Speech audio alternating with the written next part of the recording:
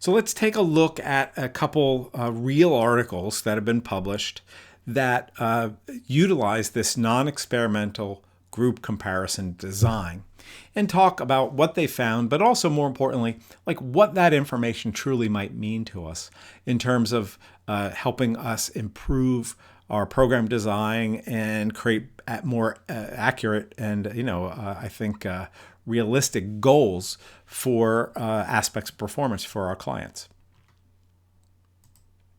So the first study I wanted to mention, and I'll include the reference information so you can track them down yourself, but the first is a study that's entitled Spinal and Shoulder Girdle Range of Motion in Elite Female Volleyball Athletes.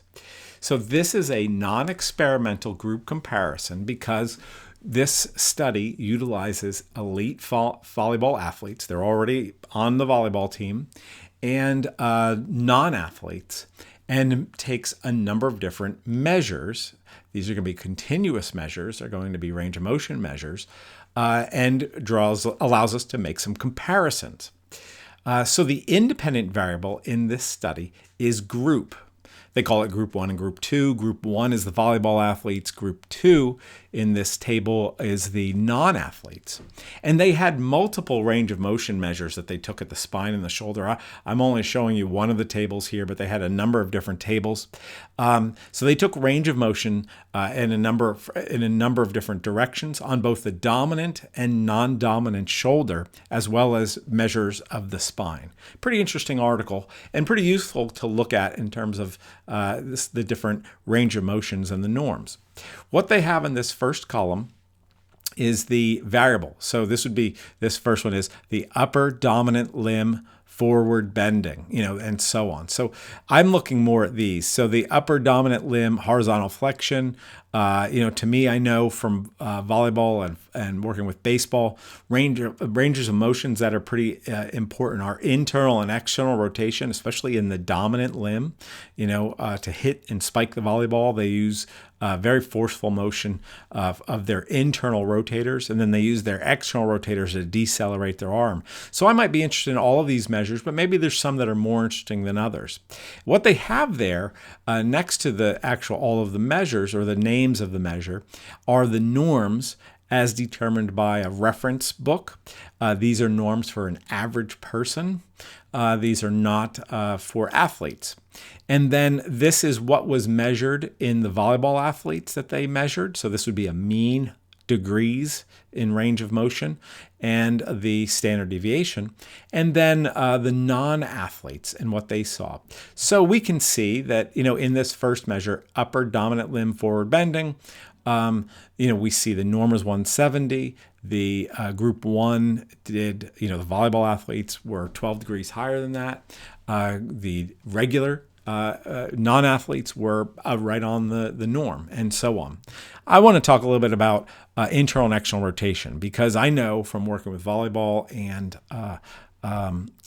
baseball that often with the athletes that use their upper extremity very forcefully, we see some changes in their internal and external ranges of motion, with often a greater amount of external rotation in overhead athletes on their dominant side and a decreased amount of internal rotation.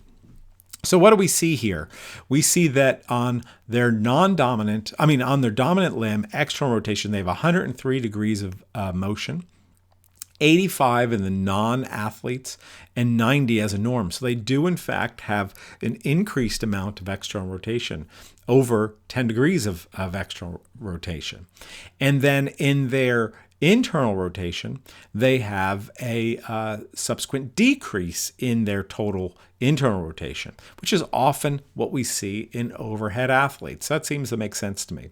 But anyway, what this does is this gives us some norms for volleyball athletes. If I work with a number of volleyball athletes, this can be useful to me because I know what that normal range of motion might be. And may help me identify some target range of motions if I have an athlete that I'm attempting to do rehabilitation with, and so on. So anyway, these numbers are pretty interesting.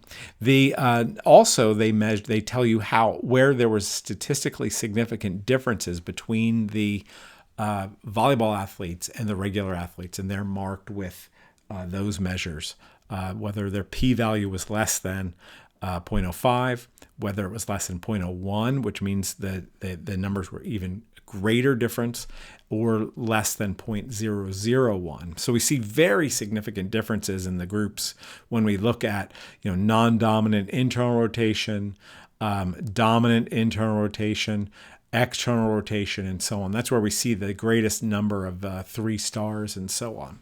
Anyway, just an interesting way to conduct research, and it provides very useful information even though there wasn't any intervention and there was no manipulation going on.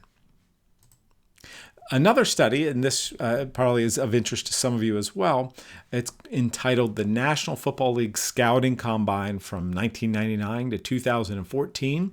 So from over a 15-year period, this researcher took all of the data from the combine and looked at normative reference values or performance on the different tests that are done at the combine.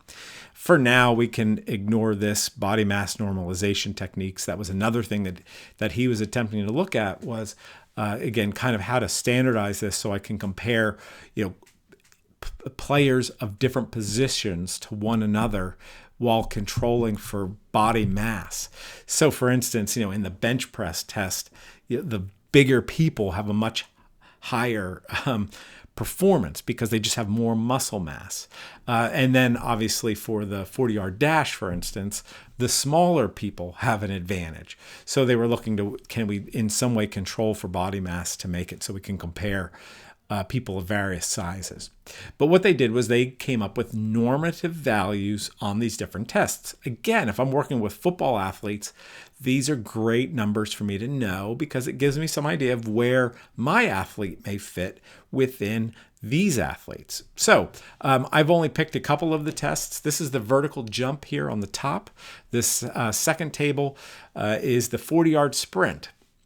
And what we can see is the performance for all athletes, all football athletes that did the combine, quarterbacks, running backs, fullbacks, again, and so on. And I've cut it to not include everybody just to fit on the slide. But I'll include the full article if you're interested. And what we can see here are, again, this is the vertical jump. And the mean jump height for quarterbacks is 79 centimeters. Running backs jump 87 centimeters. Fullbacks 83 centimeters. Wide receivers 90, and so on. And we can see the differences in those measures. What they've also given us, obviously, are the standard deviation, so how much those means vary. But they've also given us the percentiles, which is a common inclusion in this type of study.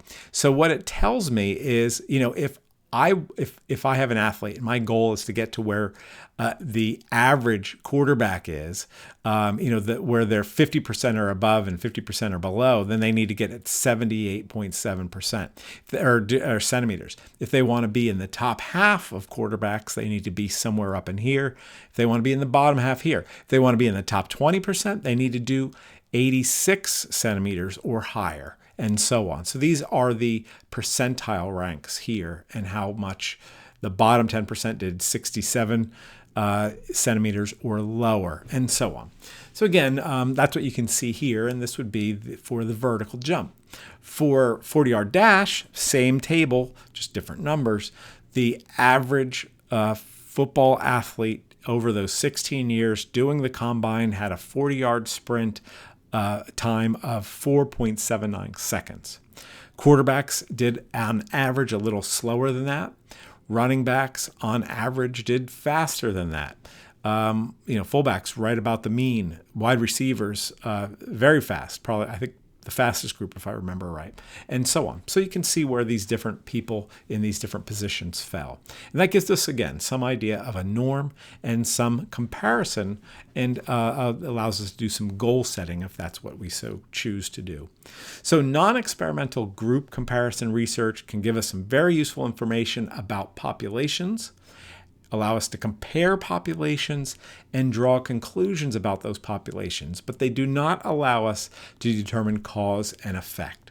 That's the biggest difference between non-experimental and experimental group comparisons.